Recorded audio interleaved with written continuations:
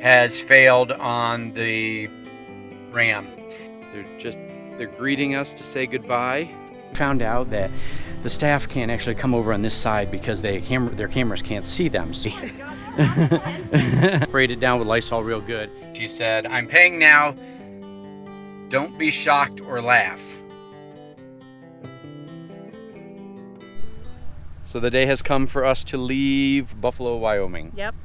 Bighorn National Forest. I keep calling it National Mountain, but National Forest has been fantastic to us. We've been here like 6 weeks or something, so it's been great. And as we were just hooking up, I don't know, I'll try to insert the video. I don't know if it'll work, but as we were just hooking up, getting ready to leave, we were 2 minutes away from leaving, and the two of the moose came just moseying across the field right in front of us. They were telling us, "See you later." Yep, they were saying goodbye, and so we got a clip of that.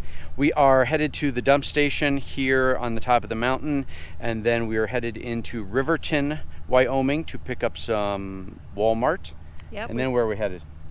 Lander, Wyoming. Here we Surprise, go. surprise. We were there 2 years ago. We were only able to stay for like 3 or 4 days, but this is going to be a new spot, and we're hoping to find something nice and level.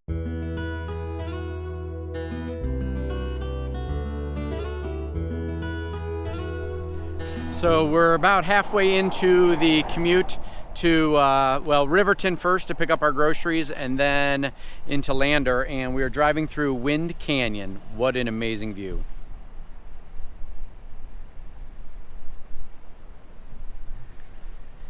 Almost looks like something off a postcard. You'd never know it was real. So Wyoming's amazing.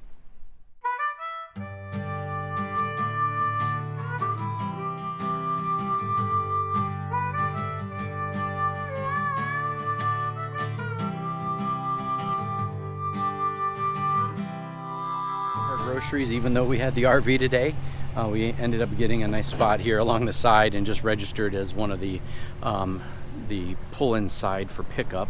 But we found out that the staff can't actually come over on this side because their cameras can't see them. So we got it worked out. She was super nice, and Michelle's just in here putting everything away.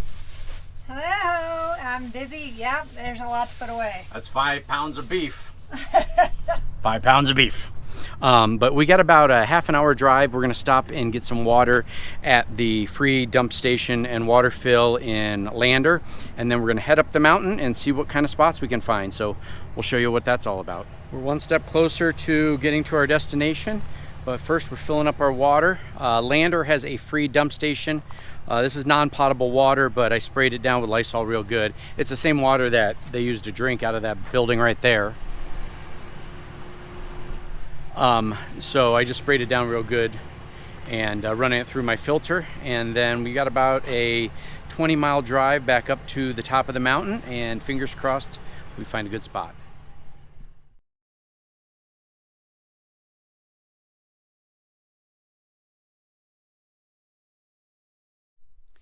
So the early bird gets a worm. This is why we travel during the week. We think we got the premier spot. It's right after you get to the boondocking area, so you don't have very far to drive back in on the National Forest roads. And look at this.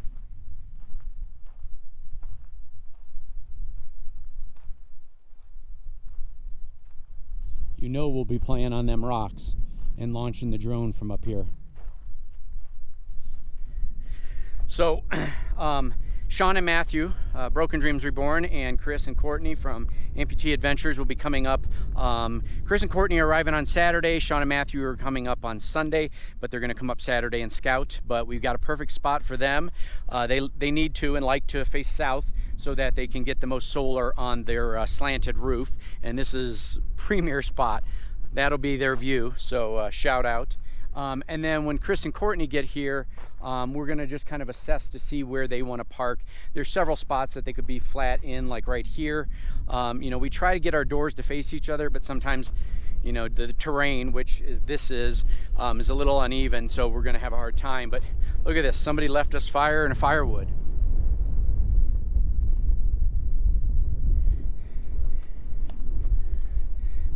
This we're not going to burn. We're going to put with all of our wood so that we can use it if we need to get level. But yeah, there's Michelle. What do you think of this site, Michelle? It's awesome. Did you tell Early bird gets the worm. That's right. All right, so we're gonna get set up. All right, folks. We've got an update. So Michelle and I came down to Lander to get some water for Chris and Courtney, to get some groceries. I was going to drop Michelle off, so she's going to be getting a haircut, and so we'll see that. And while I was at it, I thought I'd stop by this auto repair place that got really good reviews on Google. I've been having this like clinking noise on the front passenger side of the truck front end. And, you know, I've driven people around like Chris and Michelle and Matthew and stuff, trying to see if we can figure out what it is. And we couldn't figure it out. It almost sounded like aluminum hitting aluminum. And it's been going like this for about 2 months now. It started down in Custer, if I remember correctly. And I decided I was going to stop in and just see, you know, if anybody had an idea of what it sounded like or what the sound might be. So I took this VA's Auto Repair. 2 thumbs up, dude. These guys are great. They took the time out of their schedule to go drive around with me. He climbed under the car and looked to see if he could figure out what it was. And turns out it's something. So apparently the CV axle has failed on the Ram, and that's what's been rattling around. And I only hear it when I drive on rough roads like Forest Service roads. I don't hear it when we're driving down the interstate. So it's definitely something that has to get fixed. So they were able to get me in next Wednesday. Today is Wednesday. So next week they're going to get me in. I went ahead and came right next door. There happens to be an RV park, which, by the way, Matthew and Sean stayed at on their first night here before they came up and parked with us at the National Forest. So I'm going to be camping here at Mountain Range RV Park. Shout out to them. They had a spot for me next week. So I'm going to come down on Tuesday just in case there's more work that needs to be done than they think. And that way I'm right next door. Literally, this place is directly next door to the auto repair place. So that's the plan, and I will keep you guys posted. They gave me an estimate. It depends if I have to get the whole shaft replaced or just the CV axle. And it's anywhere from $500 to $1,100, which is honestly better than I thought it was going to be. When the employee, I think his name's Flint, went out and was kind of telling me what potentially could be going on with it if it is the entire shaft. But I'll keep you guys updated. I'm going to go pick up Michelle. We're going to go get some groceries. I'm going to share the news with her. She didn't know that I was actually coming over here to have it looked at. I just kind of impulsively did it, which I'm glad I did, because he said if I put it in 4-wheel drive, the whole front end may seize up and the ABS will kick on and the tire won't spin. So I won't be putting in 4-wheel drive. So Michelle just sent me a text. I'm waiting outside the haircut place, and she said, "I'm paying now. Don't be shocked or laugh." I don't know what that means. I'll show you when she gets in the truck. Here we go. Here we go. All right, are you ready? Here she comes, scanning. It looks completely different. Hold on, stop messing with it. You're not on camera yet. Here you go. Woo! I don't know if I like it. Turn to the side. I bit the bullet, and I have a really big cowlick. Yeah, I like it. It's super short. I like it a lot. It is super short. It's a different look. I know people aren't going to like it. That's a positive attitude. But you know what? It's going to grow out, and I've never gone this short before. So we'll see. We'll see how it goes when it kind of calms down a little bit. And yeah, because it's got a bunch of product in it now on the side. Yeah, a little more than what I use. So yeah. Howdy, folks. Hey, it's Friday of Labor Day weekend. So I don't know if this is going to turn out as well as we had hoped, but we do have new microphones. So we just got them the other day, so we're still testing to learn how to use them appropriately. But they are little dongles here. Oh, you guys. Oh, hers is hanging out. Yeah, so mine's under my shirt. Hopefully it's sounding okay. So you'll have to let us know in this section. How is the sound for the hike? Yeah. So we are here with Sean, Matthew, and Courtney. Chris is not going to be with us today. He's nursing. Well, okay, maybe not nursing. He's nursing an injury. Oh, by the way, do you guys look Michelle's hair? He is going to kill you. I know, that's why I said it. So we're doing Popo. Oh, so she's spinning around like a ballerina. We're doing Popo Agie Trail up to the waterfall. We did this back in July of 2022, and it's beautiful, and it's about a 3.5 mile hike with about 400 or 500 feet of elevation gain. So we're excited. We're doing it here in the evening before all of the weekenders and the holiday people come. Yeah. And we'll show you what the trail looks like. All right. So we don't typically hike at like 6 p.m. We wanted to beat the weekend warriors and the holiday rush, if there is one. We were really surprised when we got to the parking lot that there was like maybe 10 cars in the whole parking lot. So, and this is a really popular trail. Last time we hiked it, there were hundreds of people on it, but not this late into the season and not on a Friday evening. But we're heading into Lander after the hike, and we'll have to show you where we're going. Someplace that's becoming very familiar to all of you. What do you think, Michelle? You can just talk and walk. Don't forget, you got your microphone. I got my mic on. I like it. This trail is a little hard though. It's got a little bit of elevation, but it's totally worth it. This waterfall is really pretty. We'll have to zoom in once we get up there a little bit further to show you the waterfall, but there's a series of waterfalls. You can kind of see them right over in that area, and then obviously way up there. But we can get down close to the bottom of them. It's pretty sweet.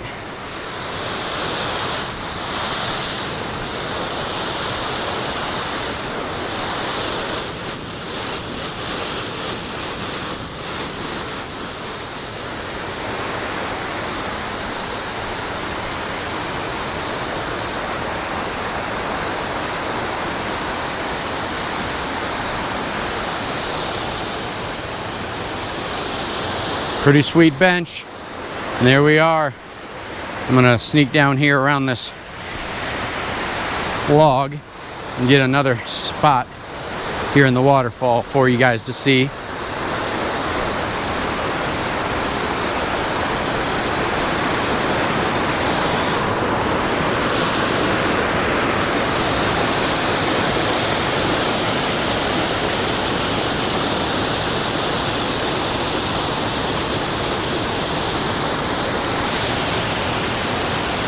Pretty great payoff for not a whole lot of work. About 1.7 miles, 700 feet of elevation gain. Unfortunately, Courtney wasn't able to make it up, but we'll definitely get some pictures and obviously this video to show her what it looks like up here. So, and we'll catch her on the way back. We're gonna leave you. We will pick the camera back up once we get down to Lander, and for you guys, it will be a split. Just like that.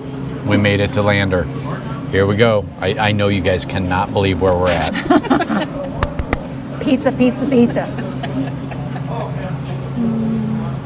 Sean's too busy eating to say hello to the camera.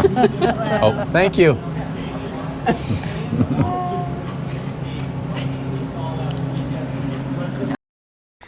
So good morning. We are out with Sean and Matthew, and we're going to do a hike to Silas Lake today. It's been a little interesting start to the morning. It is Sunday of Labor Day weekend, and we got to the trailhead at like probably 8:20 or something, and the trailhead was completely full. There's only probably maybe 15 to 20 parking spots there, but it was completely full. So we came up with a plan. After driving around trying to figure out if we could park somewhere else, it doesn't look like it's going to work out. So what we ended up deciding to do is we came into Fiddler's Lake campground, and we just paid for one night of camping so that we can park in the campground at one of the camping spots. It was $20. If I had my national park pass, it would only have been 10, but I didn't have it with me. And we'll be able just to cut through this trail right here, right onto Silas Lake. Unfortunately, they've got parking here, but it says no trailhead parking. So I don't know if at one point that's what it was originally for, but now they're just using it for overflow parking for the campsites. But yeah, so we purchased that campsite for the night. We're only going to use it for a few hours, and we're going to go and hike on Silas Lake. So we're going to take you along with us. All right, we got on our first, well, we actually made it up to Silas Trail, super easy, cut through the woods, and now we've got our first little water crossing. Sean and Matthew and Michelle are going to go ahead of me.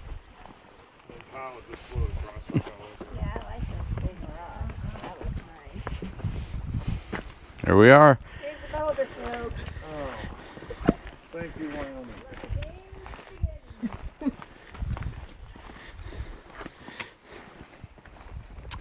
So Chris is feeling a little bit better. He was having some issues with some dry skin and abrasions on his prosthetic, on his amputation leg. And so he has been nursing it back to health with some special lotion that Courtney has, and said it's working a lot better. But he's actually going to do an overnight tent camping not too far from our boondocking spot, and he'll be airing that over on his channel, Amputee Adventures.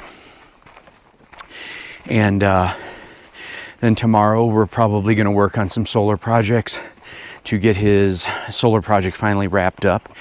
And then we're going to go on a mountain bike ride around Fry Lake. So we've got lots of adventures planned in the next few days. And of course, we're going to take you with us. All right, we stopped for snack. It's 10 a.m. Kyle, are you ready for snack? I'm ready for snacks, and I'm ready for something to drink, but I don't have anything. What? So I left my water and my Powerade in the refrigerator because I put it in right before we left, wanting it to get extra cold. And then I got up here and sat down on this rock right here, folks. This is like the thinking rock, and it's led me to believe, or to realize, that I have no water with me. So Chris, I know you're watching this at some point and you're probably laughing your ass off at me, but I'm gonna have to depend on the rest of the pack to supplement my hydration. This is just a snack break. We haven't even gotten to the top of the mountain yet, but so far I'm feeling good. I mean, I haven't died yet. Well, yeah. So I gave him some advice, folks. I know you'll be glad. Oh gosh, here we go. I said, you know what, before any of these outings, because this isn't the first time he's forgotten something, but just yesterday or 2 days ago, he was like, I forgot my wallet, which is his phone, okay? So I told him, I gave him some heartfelt out of my advice, rhythm. and I said, from now on, when you have an outing the next day, you need to make a list of what you need to grab. Tell Mama Bear I can do what I want to do. Comment below and tell me if you agree with me, or we should just let him continue. Give me a thumbs up if you're on my side. If we should let him continue on this path of destruction, okay? All right, so we just got done with our break where I found out I had no water, but I do have a drone, and guess what, Michelle? Check it out. We're not allowed to fly it. We're going into the Popo Agie wilderness, which means I cannot fly the drone when we get up to Silas Lake. So, well, it's a little extra weight in the bag. I'll be able to, maybe fly it down by the lake, by the campground where we're at, but we'll see. I don't know if I'll even do that. But yeah, we're going to keep on our hike, and unfortunately won't be able to fly the drone when we get up there, since you can't do them in the wilderness areas. Shout out to Deborah. By the way, last video or 2 videos ago, I called her Brenda, and her name was Deborah. So she thought it was pretty funny, and it turns out that her family had called her Brenda years past. So it's pretty ironic that I just randomly assigned her that name too. So we'll take you along. All right, folks, we're getting close to the end, and we're hoping to be able to get a glimpse of the lake here on the right over the horizon. We're not quite to the end of what All Trails calls the lake, or I'm sorry, the hike, but here's what we're seeing.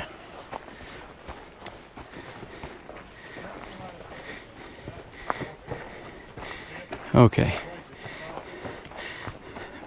Maybe we're not there yet. gave us the perception that we were going to see something epic. But, oh, we can see that lake off the horizon. No way, if I'm gonna take a picture.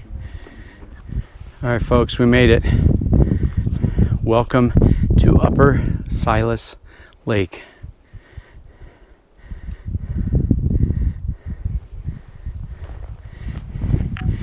Yeah, this would be pretty cool to be able to fly the drone over, but obviously we cannot. But it is a great place for lunch break. All right, we're back at the water crossing, and this time we're taking a smarter route than jumping from rock to rock like Fogger. Michelle had seen these fallen logs the last time and came across them, so that's the way we're going to go back. Trail's definitely starting to get busier. There's been a lot of hikers going up, and almost all of them have fishing poles. So apparently the Silas Lake fishing is a big thing. A lot of younger, teenage, early 20s going up there with fishing poles. So it's definitely, I have no idea where they're parking. We'll probably have to see as we drive out if there's any inclination about where they park, because that trailhead was so small. But yeah, beautiful trail.